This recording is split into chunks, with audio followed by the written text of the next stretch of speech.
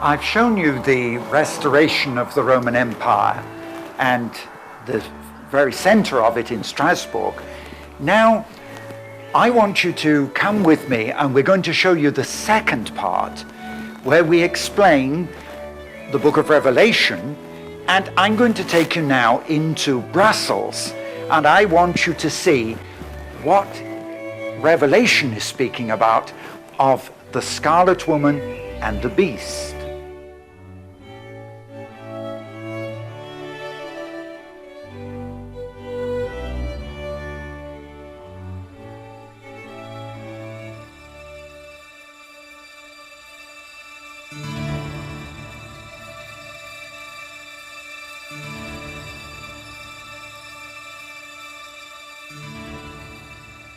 It is interesting because there are actually two main symbols used by the European Union, both of which are found in the Bible. The first symbol, which we have already seen, is the first part of this film. It's in Strasbourg, where they've built the new European Parliament building in the shape of the Tower of Babel. But the second symbol adopted by Europe is far worse than the first. In fact, it can only be described as evil, even demonic, in its portrayal of abuse and depravity. It portrays a criminal act against women, which would lead to the imprisonment of the perpetrator. Now, this is shocking, and I need to explain it. I find that there are three origins or sources of this second symbol. But firstly, what is it? And where is it? It is the sculpture of the woman on the beast, which is the main feature displayed outside the building of the Council of Europe in Brussels. Its source can clearly be proved. What it represents is the Greek myth of the rape of Europa. It is from this myth and the woman that the continent of Europe got its name. However, we also find this same image of the woman riding the beast in the Bible. It's in Revelation chapter 17 and chapter 13. And the beast itself is shown in the vision of Daniel in the Old Testament, in Daniel chapter 7. In Greek mythology, where we look at the first source of this symbol, the story is that Zeus, the father of the gods, spied a beautiful woman, Europa, alone on a Phoenician beach, which, by the way, is part of Israel today, and lusted after her. He transformed himself into a bull of dazzling whiteness with horns shaped like a crescent moon, and lay down at her feet. She climbed on his back, and he plunged with her into the waves of the sea before raping her. Europa conceived a son, and after her death, she received divine honors as Queen of Heaven, while the bull dissolved into the constellation in the sky, known today and seen today as Taurus. Now, it's easy to say that I'm wrong, but also in Brussels, and only 1 kilometer away from the European Parliament with this symbol of the woman on the beast, is a shopping mall. Its central feature is the same woman, as well as the sculpture outside the building of the Council of Europe in Brussels. Both Brussels and Strasbourg European Union parliaments also contain paintings of the woman on the beast. But as if this is not enough, the member states of the European Union have been using this symbol openly since its very commencement, where it is most visible for all to see exactly what it represents. For example, this image of the woman on the beast appeared as early as 1948 on the German 5 Deutschmark banknote. She is seen riding the beast in a painting done as early as 1979 on the Berlin Wall. And in 1984 she appeared on a British stamp to commemorate the second European parliamentary elections. In 1992, she appeared on the German EQ coin. The EQ came before the euro. She's on a painting in the airport lounge in Brussels. And the most obvious and clear picture is one which appeared on a German telephone card for everyone to use. Finally, today, this woman has reappeared with the introduction of the new euro currency, where we find this same woman on the beast, on the back of the new €2 coin in Greece.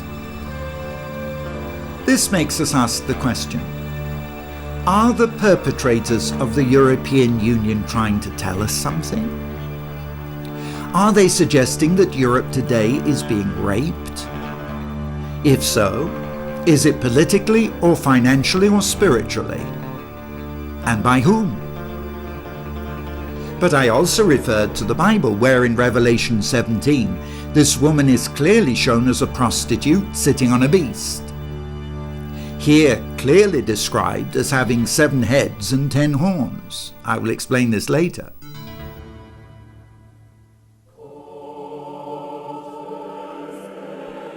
But the woman also has a second name, because written on her forehead is the name Mystery Babylon, which I will also explain later when I show you that ancient Babylon is actually today to be found in Berlin in Europe. Growing up under Greek and Roman culture, as well as Hebrew, the men of the Bible must have known the myths which were an important part of the culture surrounding them, especially because even the New Testament was written in Greek, and the inscription over the cross of Jesus was in these 3 languages, Latin, Hebrew and Greek. Probably Jesus, but certainly Paul, who used illustrations from the Olympic Games and preached in Athens, and John the Apostle, who wrote Revelation, would have understood the myth of Europa and the bull. In Revelation 13, the beast is described as rising out of the sea and having 7 heads and 10 horns. In the Old Testament, this beast appears in 2 forms.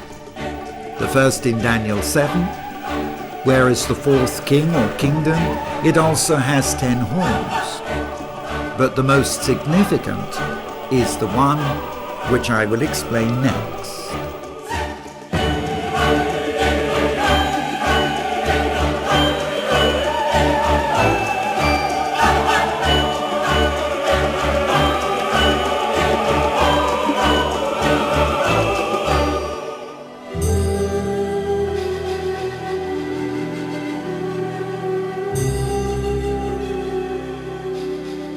In every case we have seen today in Europe, this woman, Europa, can be seen riding a beast. Note that where this story appears in the Bible, the forehead of the woman on the beast is branded with the name Mystery Babylon, Revelation chapter 17. When Jesus revealed to John the woman of Revelation 17 sitting on a scarlet beast with many horns, was he prophetically speaking of Europe today? We know that Revelation was a prophecy, but is this being fulfilled? And why was this woman called Mystery Babylon the Great? And who does the powerful beast with horns represent? In mythology, the woman Europa clung to the father of the gods, who had disguised himself as a bull with crescent-shaped horns. The symbol for the father of the Middle East pagan god, Baal, as we know him from archaeology and from the Bible, Zeus or Jupiter as we know him from Greek or Roman culture, was a bull with great crescent horns. And the ruling god of ancient Babylon and the Middle East was the moon god, again depicted as a bull with crescent horns, or simply as the crescent moon. We have every reason to believe that Allah is the same moon god that Muhammad chose to worship and who is worshipped by many people today. The crescent moon is the universal symbol of Islam on its mosques and flags everywhere today. So what connection has Europe to Islam? Looking at history, from the beginning Islam has struggled with Europe. First the incursions of Islam into Europe through Turkey, the Balkans, Spain and France, to overwhelm Europe by war. Then the European Crusader invasions into the Bible land of Israel to wrest control of the land back from Islam.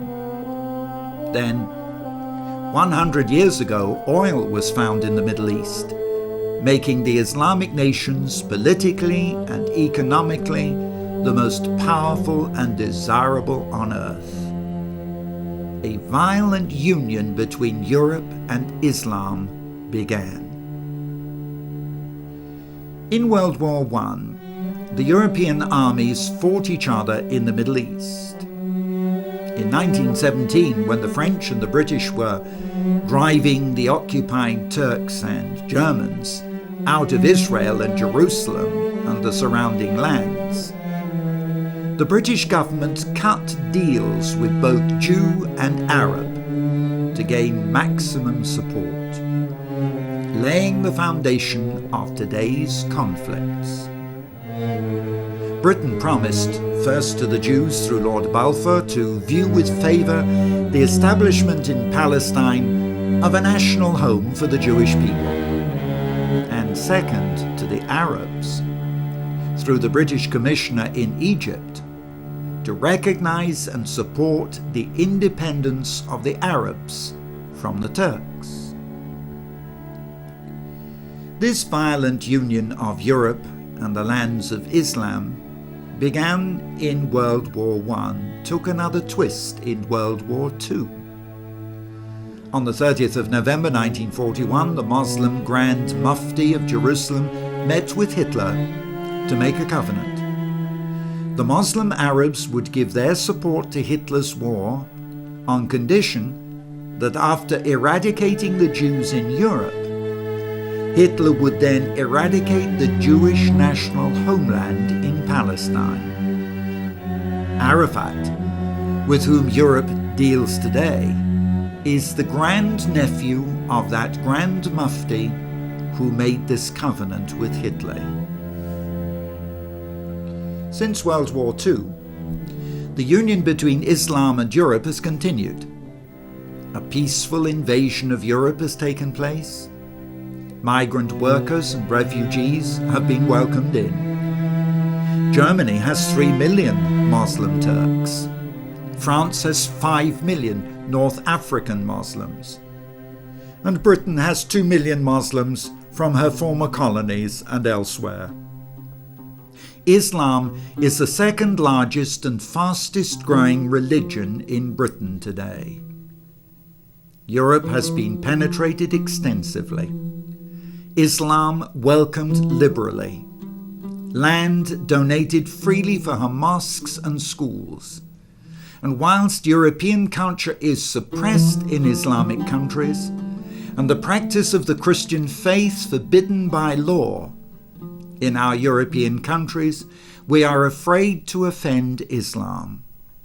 Our European Christian leaders make loving, interfaith overtures towards the Babylonian moon god Allah to recognize him as another equal revelation of the God of the Bible.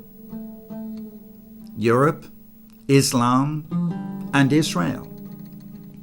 The European Union, following in the tradition of Hitler, is one of the greatest political and financial supporters of Arafat's Palestine against the Jews.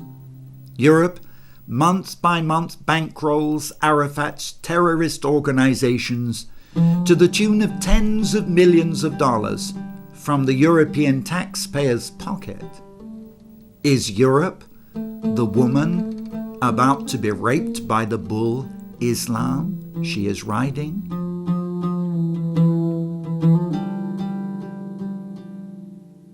National newspapers published in June this year the fact that because of the open doors policy towards immigration in Belgium, Belgium has become the headquarters for the Muslim invasion of Europe.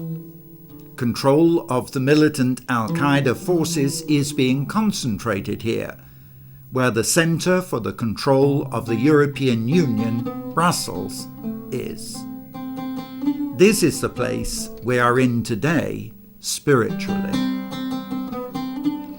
Do you understand how serious the threat is from Islam? Muslims worship Allah, whom we have already shown to be Baal, or the moon god.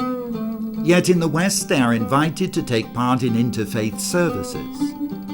In the West it is said that there are 3 religions of the book: the Jews who believe the Old Testament, the Christians who believe in the entire Bible, and the Muslims with their Quran. But Allah is not our God at all. Look at their symbols. The crescent on the mosques and on the flags of the Muslims is in the shape of the horns of a bull.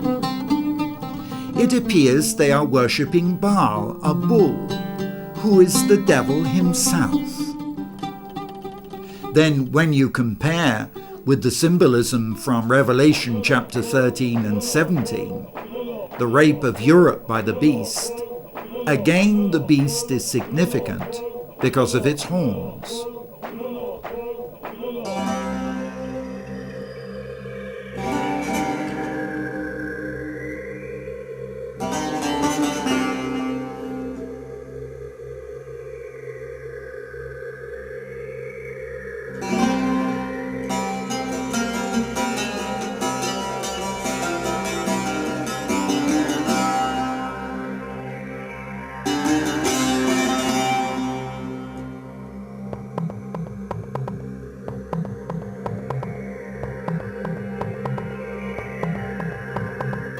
Today, we are seeing the rise of a militant Muslim fanaticism, which is threatening the stability of the world.